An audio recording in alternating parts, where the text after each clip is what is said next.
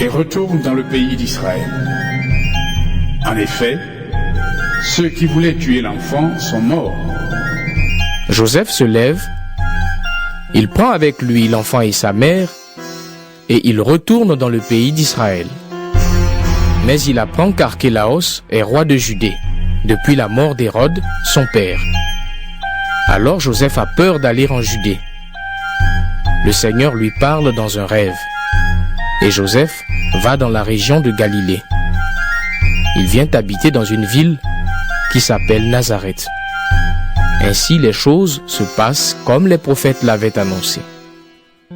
On l'appellera Nazaréen. Matthieu chapitre 11. Quand Jésus a fini de donner ses ordres et ses conseils à ses 12 disciples, il part de là, et il va dans les villes de la région pour enseigner et annoncer la bonne nouvelle. Jean-Baptiste, dans sa prison, a entendu parler du Christ et de ce qu'il fait. Il envoie quelques-uns de ses disciples pour demander à Jésus: Est-ce que tu es le Messie qui doit venir? Ou bien devons-nous en attendre un autre? Jésus leur répond: Allez raconter à Jean ce que vous entendez et ce que vous voyez. Les aveugles voient clair. Les boiteux marchent bien. Les lépreux sont guéris. Les sourds entendent. Les morts se réveillent. Les pauvres reçoivent la bonne nouvelle. Il est heureux, celui qui ne refuse pas de croire en moi. Les disciples de Jean repartent. Jésus se met à parler de Jean aux foules qui sont là.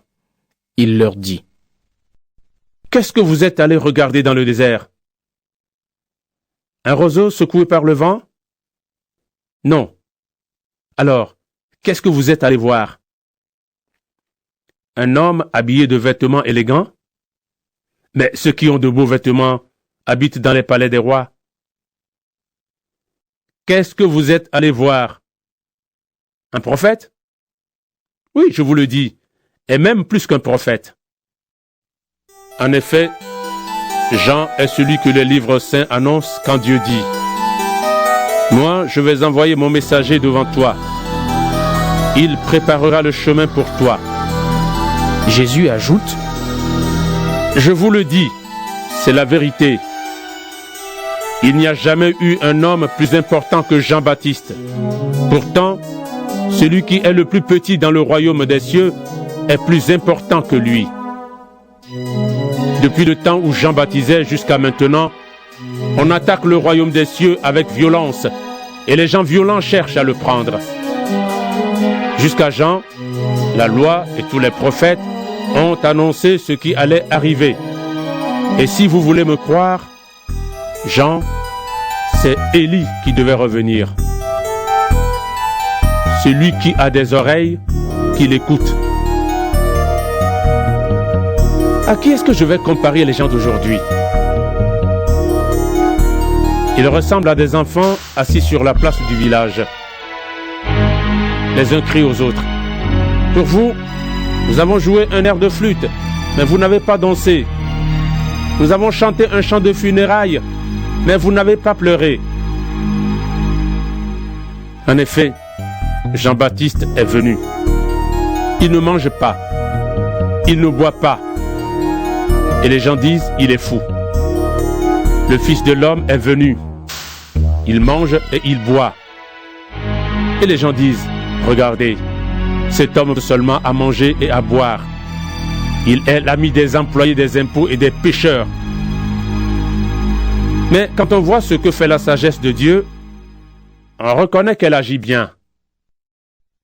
Alors, Jésus se met à faire des reproches aux villes où il a accompli la plupart de ses miracles. En effet, les habitants n'ont pas changé leur vie.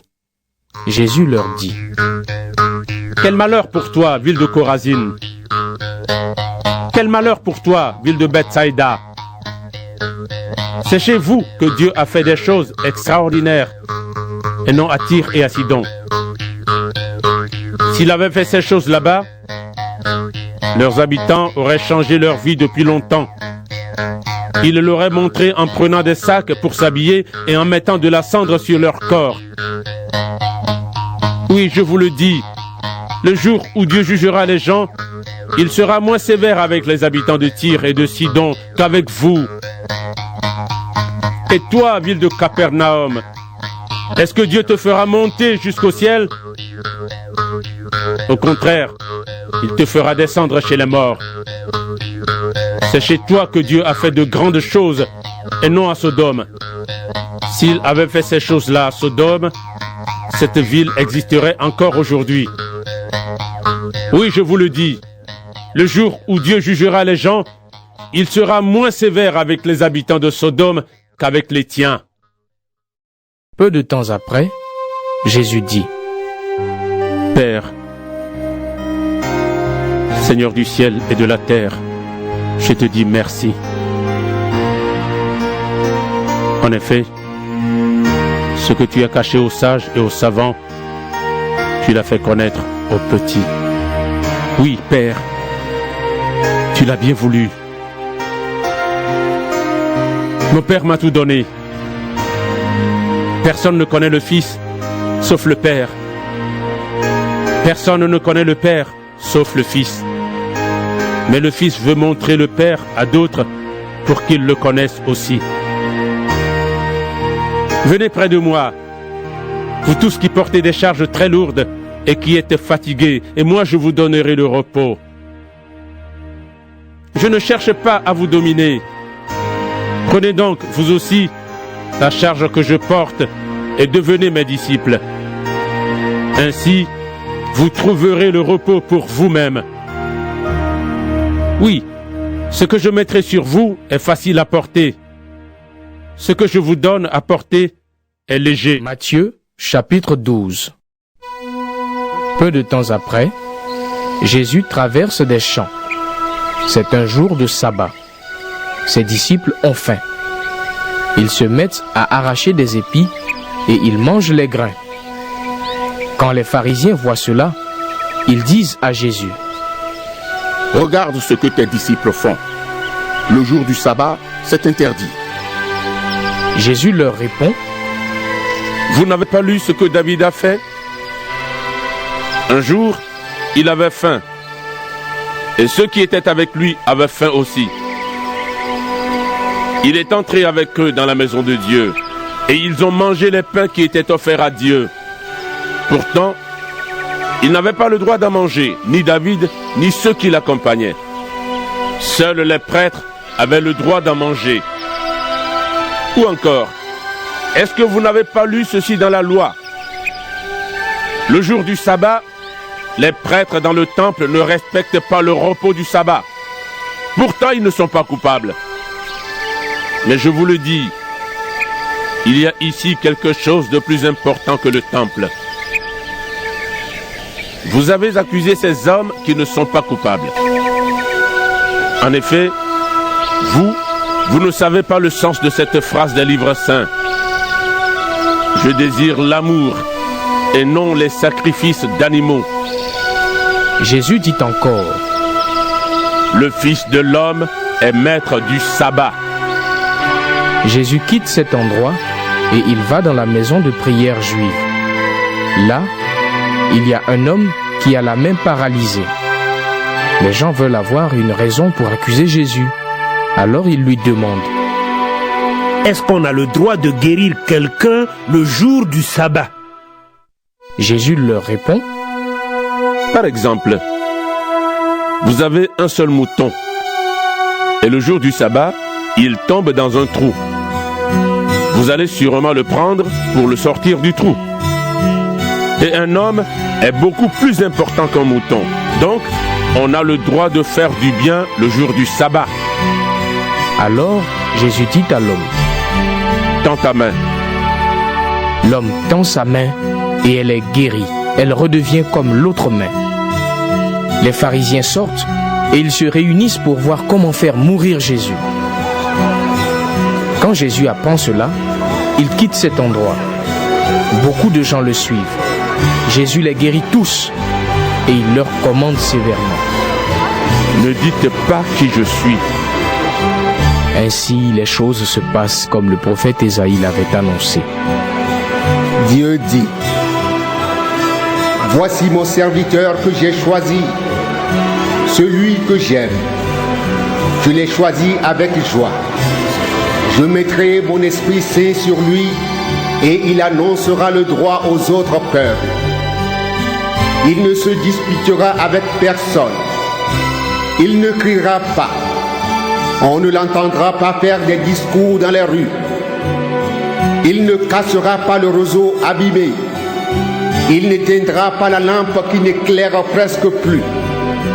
Il agira de cette façon jusqu'à ce qu'il donne la victoire à ce qui est juste et les peuples espéreront en lui. » On amène à Jésus un homme qui est aveugle et muet à cause d'un esprit mauvais. Jésus le guérit. Alors, l'homme se met à parler et il voit clair. Toutes les foules sont très étonnées et elles disent, « Cet homme est peut-être le fils de David. » Mais quand les pharisiens entendent cela, ils disent, « Cet homme ne chasse les esprits mauvais qu'avec le pouvoir de Satan qui est leur chef. » Jésus connaît leurs pensées et il leur dit, « Quand les habitants d'un royaume font la guerre entre eux, ce royaume est détruit. Quand les gens d'une ville ou d'une famille se battent entre eux, cette ville ou cette famille ne peuvent pas continuer à exister. Si Satan, l'esprit du mal, chasse l'esprit du mal, il est en guerre contre lui-même. Alors, comment son royaume peut-il continuer à exister? Vous dites, c'est Satan qui lui donne le pouvoir de chasser les esprits mauvais. Mais alors, qui donne à vos amis le pouvoir de chasser ces esprits? Ainsi, vos amis eux-mêmes montrent que vous avez tort. Mais moi, c'est l'Esprit de Dieu qui me donne le pouvoir de chasser les esprits mauvais. Le royaume de Dieu est donc arrivé jusqu'à vous. Quand quelqu'un veut entrer dans la maison d'un homme fort et prendre ses richesses, il doit d'abord attacher l'homme fort. Alors, il pourra tout prendre dans la maison. Celui qui n'est pas avec moi est contre moi. Celui qui ne m'aide pas à rassembler le troupeau, il le fait partir de tous les côtés. C'est pourquoi je vous le dis. Les gens recevront le pardon pour tous leurs péchés et pour toutes leurs insultes contre Dieu. Mais si quelqu'un insulte l'Esprit Saint, il ne recevra pas le pardon. Si quelqu'un parle contre le Fils de l'homme, il recevra le pardon. Mais s'il parle contre l'Esprit Saint, il ne recevra pas le pardon, ni dans cette vie, ni dans la vie qui va venir. Si un arbre est bon, ses fruits seront bons. Si un arbre est malade, ses fruits seront mauvais. En effet, on reconnaît un arbre à ses fruits.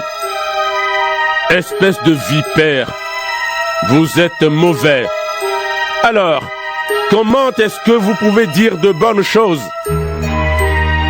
En effet, ce qui remplit le cœur de quelqu'un, voilà ce qui sort de sa bouche. La personne qui est bonne tire le bien de son cœur qui est plein de bonnes choses. La personne qui est mauvaise tire le mal de son cœur qui est plein de mauvaises choses. Oui, je vous le dis, le jour où Dieu jugera les gens, ils devront rendre compte de toutes les paroles inutiles qu'ils ont dites. En effet, c'est d'après tes paroles que Dieu dira si tu es innocent ou coupable. Alors, quelques maîtres de la loi et quelques pharisiens disent à Jésus, « Maître, fais un miracle devant nous. » Jésus leur répond, « Les gens d'aujourd'hui sont mauvais et infidèles à Dieu. Ils demandent un miracle. Mais les gens verront un seul miracle, ce qui est arrivé au prophète Jonas. Oui, Jonas a passé 3 jours et 3 nuits dans le ventre du grand poisson. De la même façon,